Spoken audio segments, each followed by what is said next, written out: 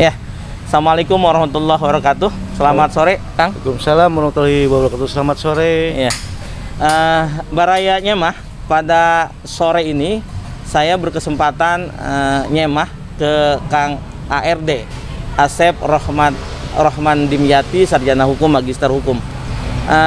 Beliau ini pemuda Subang, lahir di Subang pada 27 Agustus 1975, Malang Melintang. Saya berkesempatan membaca biodata beliau ketika di perjalanan menuju Subang ini. Ketika selepas kuliah di Bandung, beliau kemudian menjadi bergiat di sektor kewirausahaan, pengusaha di Jakarta, lalu kemudian 2006 ya tepatnya ke Subang, kembali ke Subang. Dan di Subang kiprahnya luar biasa, dari mulai dulu ada kita kenal Gibas yang dikenal sampai pelosok, kemudian juga Laskar Indonesia. Iya. Akang bidani langsung ya. Iya, langsung. Oke, Kang. Kegiatan Akang sesibuk ini, tiap hari apa saja sekarang yang Akang lakukan ini?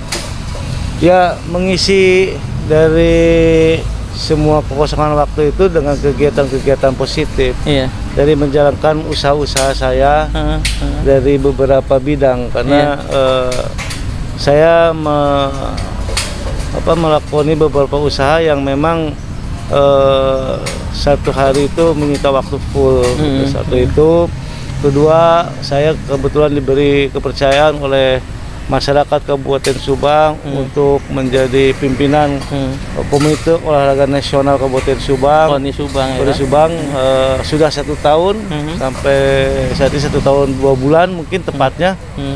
Alhamdulillah, yang selama ini KONI Kabupaten Subang selama 15 tahun pakem, saya berubah dalam kurun waktu 1 tahun ini, bagaimana bisa menertibkan manajemen organisasi KONI-nya, administrasi KONI-nya, dan mensejahterakan atletnya, pelatihnya, dan kepengurusan para cabur yang ada. Selain itu, kesibukan saya ditambah dengan kebetulan saya sebagai Ketua Asosiasi Pengusaha Indonesia Kabupaten Subang, Apindo juga ya. Jadi mengurus bagaimana perusahaan-perusahaan Kabupaten Subang yang ada ini biar berinvestasi nyaman. Investor ini sesuai dengan amanah Presiden bahwa investor harus dijaga dengan baik. Diberi karpet merah lah ya. Diberi karpet merah di investasi. Apindo sebagai asosiasi pengusaha itu maka kita kawal dengan baik. Oke. Yang pertama dulu soal target dari KONI, terutama beberapa cabur yang memang punya potensi untuk di Porda nanti. Pordanya kapan tuh, Kang? Pordanya di tahun 2022. Oh, 2022, dan kita sudah pasang target tuh. 2022 kemarin tuh saya selama 1 tahun, karena saya memimpin secara terus menerus, menargetkan kepada bidang BIMPRES, bidang birastasi, saya minta untuk mencapai 87 emas. 87 emas. 87 emas itu kalau dihitung itu rata-rata itu kurang lebih kita mencapai 10 besar. Oh, jadi kalau 87 emas kita sudah masuk 10 besar. 10 besar. Kemarin kita di ranking berapa itu? Kita di ranking ke-17 dengan emas 13. Dengan emas 13 kita 17. 87 targetnya kita 10. 10 sampai 5 besar. Oke. Prestasi itu katanya, saya bukan ahli olahraga, tapi ada prestasi karena memang dia juara, prestasi karena emas, prestasi karena kita melakukan pembinaan dengan baik, kemudian juga prestasi kalau kita menjadi tuan rumah. Kabarnya di Porda ini Subang juga jadi tuan rumah ya? Subang menjadi tuan rumah, 16 cabur yang menjadi tuan rumah. Itu sukses KONI. Apa kerja sampai KONI bisa mengambil 16 cabur untuk tuan rumah di sini itu, kan? Ikhtiar-ikhtiar apa yang dilakukan? Ya, munculnya kepercayaan Provinsi Jawa Barat terhadap kinerja-kinerja KONI Kabupaten Subang dan komunikasi dengan pemerintah lewat Kadisparpora, karena tanpa keterlibatan pemerintah, keterlibatan masyarakat, mustahil kita akan berhasil menjadi tuan rumah di Porpop 2022. Jadi hari ini KONI terus menerus gitu membangun komunikasi dengan pemerintah bagaimana bisa berhasil menjadi tuan rumah, berhasil dalam hal sebagai penyelenggara, sebagai tuan rumah, berhasil secara administrasi dan berhasil secara prestasi. Oke, ada tambahan berhasil secara administrasi. Bagaimanapun pengelolaan itu sebagian tentu dana keuangan dari negara dan APBD begitu. Itulah Kang.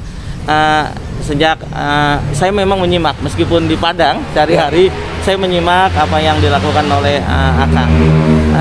Tentu ini membutuhkan gaya komunikasi ya. Bagaimana seorang ketua KONI bisa dengan dispora itu membangun sinergi supaya Forprov memberikan 16 itu dan buktinya berhasil ya Kang ya. Alhamdulillah. Nah sekarang di Apindo, apa kira-kira langkah-langkah yang Akang lakukan di Apindo untuk menarik investasi ke Subang ini? Kemarin 1 tahun ini 2 bulan ke belakang Bupati meminta agar investor ini bisa masuk ke Kabupaten Subang. Sebagai visi misi Bupati bagaimana mengurangi pengangguran, terutama laki-laki. Disitulah peran Apindo bagaimana mengundang, meyakinkan para investor untuk bisa masuk ke Subang, percaya kepada Subang untuk berinvestasi di Subang. Nah, langkah-langkah kita yang kita lakukan adalah bagaimana sebelum investor ini masuk, kesiapan dari Kabupaten Subangnya sendiri. Bagaimana Kabupaten Subang membangun sebuah sinergitas antara para SKPD yang terkait investor yang akan datang ke Subang ataupun investor yang akan berinvestasi di Subang. Kenapa seperti itu? Karena jangan sampai investor yang datang ke Subang yang akan berinvestasi, Subangnya belum siap. Ya belum siap dari mana? Mulai siap dari bagaimana investor ini nyaman ketika berinvestasi di Subang dengan kemudahan-kemudahan yang tidak melanggar aturan ketika mereka berinvestasi di sini. Dan paling tidak Akang mesti kinerja komunikasi dengan paling tidak dengan kepala badan penanam modal dan PTSP itu harus intens ya. Karena kan punya target dan sasaran yang tidak jauh ya, sama-sama mirip gitu. Nah, kerja-kerja seperti ini Kang, tentu saja kan ada masa manisnya, masa bulan madunya, ada senangnya gitu. Nah, ketika tiba-tiba mentok seorang ARD itu pernah nggak merasa mentok? Aduh, Subang ini kok ada saja masalahnya mentok. Ada saja, pernah saja karena dengan apa yang menjadi sebuah PR buat kita, kepercayaan amanah kepada kita itu dari sebuah dari mulai KONI, Apindo, ada saja yang nemu sedikit ataupun banyaknya permasalahan yang kita hadapi. Jadi seorang ARD selalu ada saja obstacle. Ada saja. Saya pikir lancar-lancar saja gitu ya. Tapi hal itu bukan menjadi sebuah masalah atau membuat kita pesimis. Membuat kita pesimis, membangun sebuah keberhasilan dimanapun kita berada. Jadi apa yang menjadi kekurangan, apa yang menjadi masalah, tidak mungkin tidak ada solusi. Tidak mungkin kita tidak punya jalan keluarnya. Nah, disitulah kita cari. Jadi obatnya yaitu bagaimana mencari solusi itu. Kuncinya bagaimana mencari solusi. Mentok ke kanan sedikit, mentok lagi kita ke kiri gitu kan. Yang penting tujuan sampai. Tujuannya sampai. Ini luar biasa. Baraya Muda, sekarang kita masuk ke segmen kedua, Kang. Subang ini punya gunung segala macam luas ya, sumber daya manusia, sumber daya alam juga luar biasa. Anak-anak muda juga punya potensi yang tidak kalah begitu ya. Kira-kira apa pesan penting Akang terhadap generasi muda ini? Apalagi kita mau masuk industrialisasi di Subang ini, Kang. Baik, pesan anak muda dari saya yaitu jadilah anak muda yang memegang teguh, konsisten dalam hal sebuah cita-cita. Konsisten terhadap cita-cita. Komitmen terhadap apa yang menjadi cita-cita yang sudah ada di diri masing-masing. Selanjutnya pada anak muda tidak boleh kita ini banyak mengeluh. Perbanyaklah kita ini hal-hal yang memang membuat semangat diri kita, terutama anak muda. Jangan berpikir bahwa kesuksesan, keberhasilan itu bisa didapat dengan instan. Semuanya harus sesuatunya kita dapat capai dengan proses yang harus kita lalui. Tanpa proses, kesuksesan, keberhasilan tidak akan tercapai. Jadi tidak ada yang namanya kesuksesan tercapai oleh kita dengan tanpa berproses. Semuanya berproses. Kepemimpinan di perusahaan baik di politik itu kuncinya adalah konsisten, berproses dan tidak ada yang instan. Yang instan hanya ada di mie rebus ya. Gitu ya. Ya, ada mie rebus. Tapi sekarang ada fenomena nih kan. Fenomena karena bagaimanapun suasana politik kita dengar ada patron, kita dengar ada oligarki. Itu kan tiba-tiba ada ujuk-ujuk saja. Orang yang ujuk-ujuk pesannya instan begitu, kemudian mengisi percaturan politik Indonesia. Apa tanggapan Akang terhadap kondisi seperti itu?